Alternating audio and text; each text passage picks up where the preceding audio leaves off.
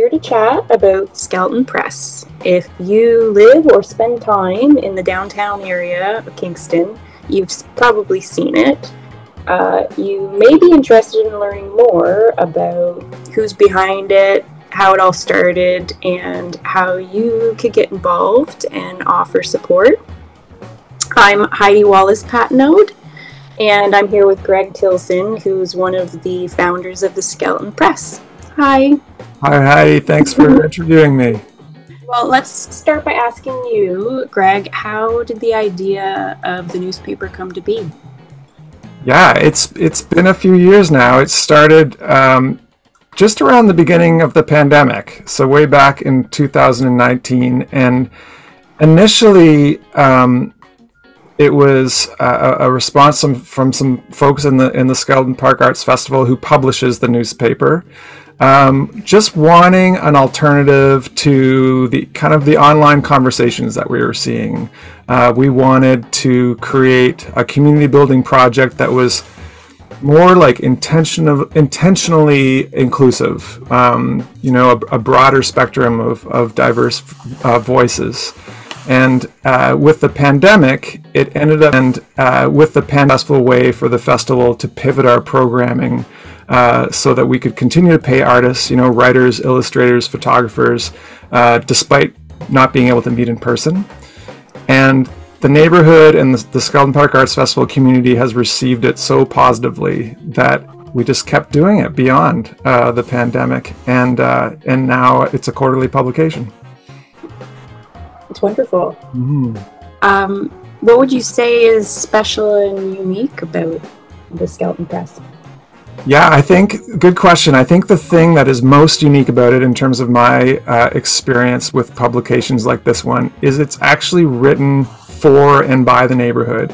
We don't necessarily have like a team of writers on the Skeleton Press. These are actually our neighbors. We happen to be really lucky to have incredible writers and artists. Like the Skeleton Park neighborhood, as many people know, is just filled with talented artists, writers in particular. And so the quality is often quite high. But I think people love it because it's people they know that are just sharing stories about their experience in the neighborhood. A lot of arts and politics, but just neighborhood issues in general. And it could be, an 11-year-old kid from down the street that's, writing about their favorite tobogganing hill, or it could be, someone like Helen Humphreys, who's sharing something so eloquently and poetically about wildlife in the neighborhood. So it's a wonderful spectrum of voices.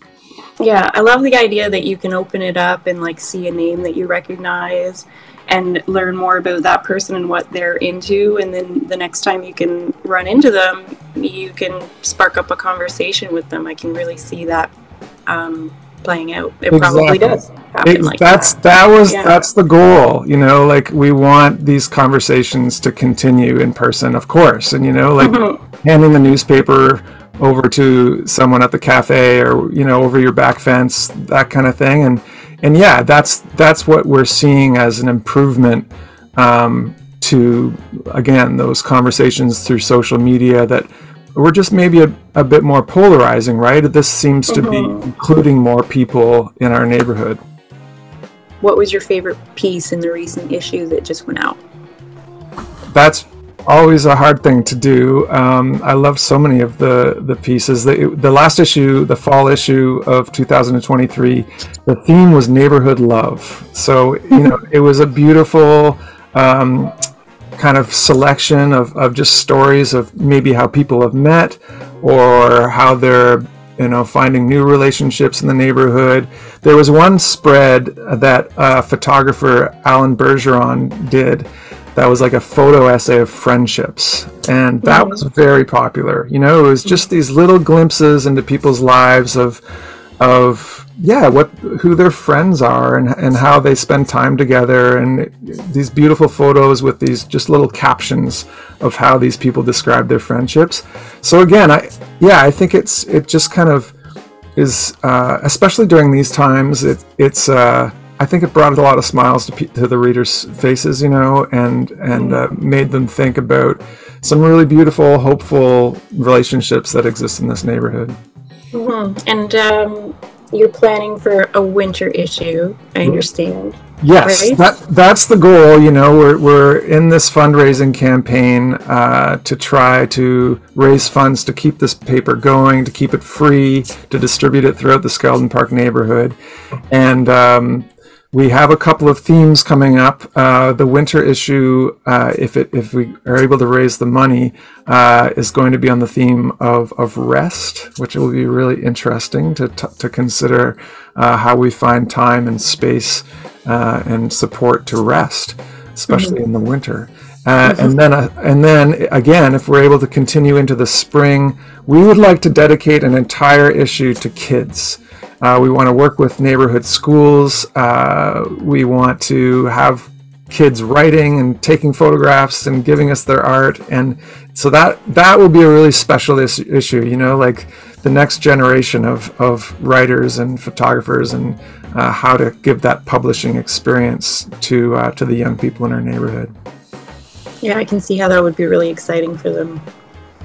Yeah, my kids would love that. Oh, well, definitely. We were inspired by the New York Times, and just to say, here's your platform. Like this is all you. This is your issue, and what do you want to say? Like, yeah. Again, I think it's just right in line with what this newspaper is all about. Just I don't think sometimes young people don't feel like they're being heard as much as they should. So you mentioned about fundraising at the beginning of your so is that your biggest challenge right now with the paper? It is, yeah. I mean, we had that interesting circumstance where we were able to divert our funding that would usually go to in-person programming to really enhance this project during the pandemic. And there was additional government funding to support this kind of arts organization and what we're doing.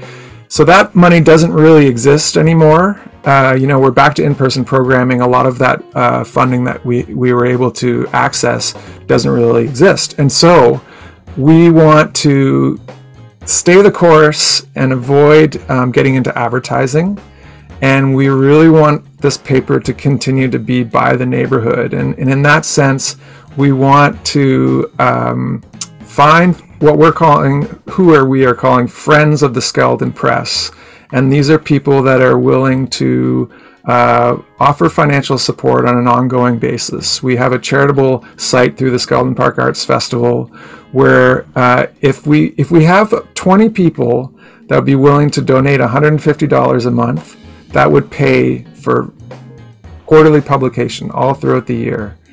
And so I think that would be really special to acknowledge these supporters. We would invite them to be VIP, very important people at our festival programming, like concerts, the festival, and we would list all of their names on page 2 of the paper. So I think that's the goal, and I think that would really keep it, as to be owned by the neighborhood, to be run by the neighborhood. And of course, we would accept and welcome any donations, whatever people can offer. But I think the goal here is to keep it run by people living in Kingston and Skeldon Park neighborhood. And that's why we're calling this the Friends of the Skeldon Press.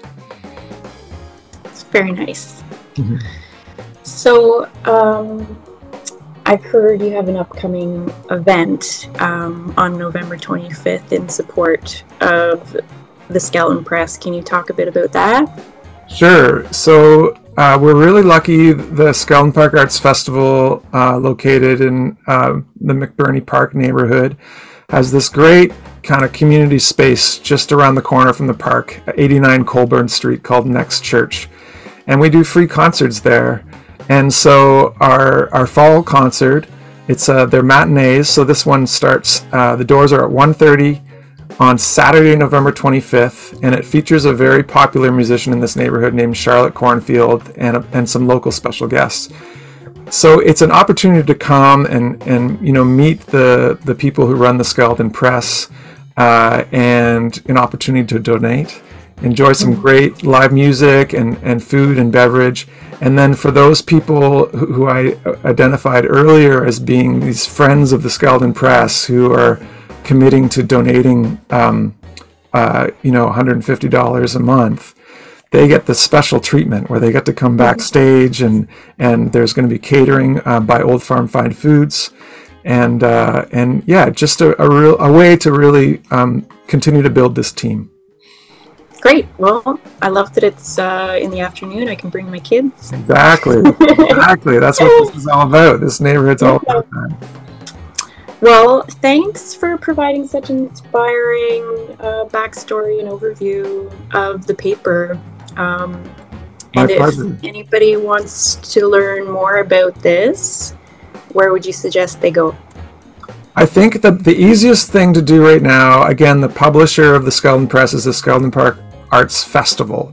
So if you visit www.skeldonparkartsfest.ca, there's the basic information there, and most importantly, it's an easy way to click donate and access the charitable organization site.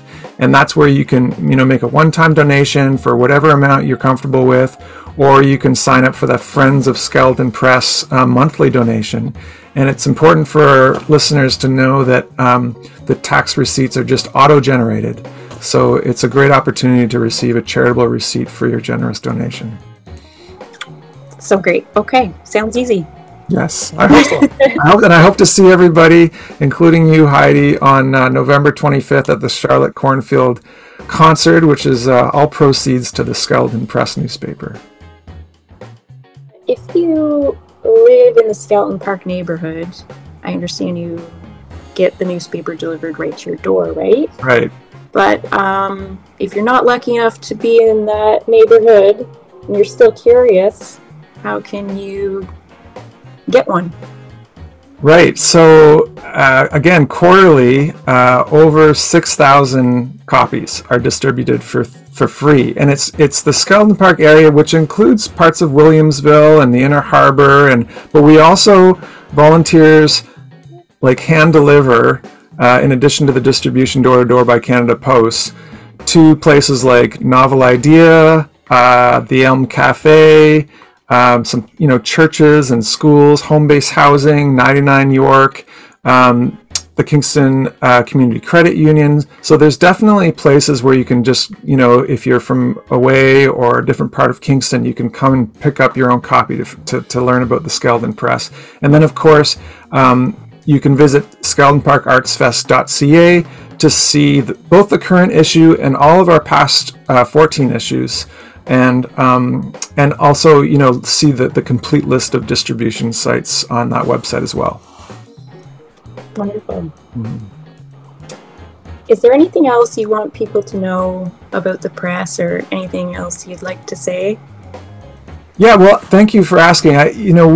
We do our best to pay union rates for our writers and market rates for artists like illustrators and photographers, like I said, but there's a lot of people who are working, well beyond that as volunteers, and we have a really strong team. Our art director is Vince Perez from Everloving Press, and he's who makes us look so good. The design, the layout, it's really what people respond to. Our co-editor, Ann Kershaw, the former editor of the Whig Standard, is doing a lot of editing, a lot of pro bono support and guidance and advice. Other copy editors like Larry Scanlon. There's a wonderful team of people, editors, volunteers delivering the paper and so on. So I just want to say, we couldn't do it without you, and it's another reason to show your support for the Skeldon Press if you have the means to donate during this campaign. Thank you. You're welcome.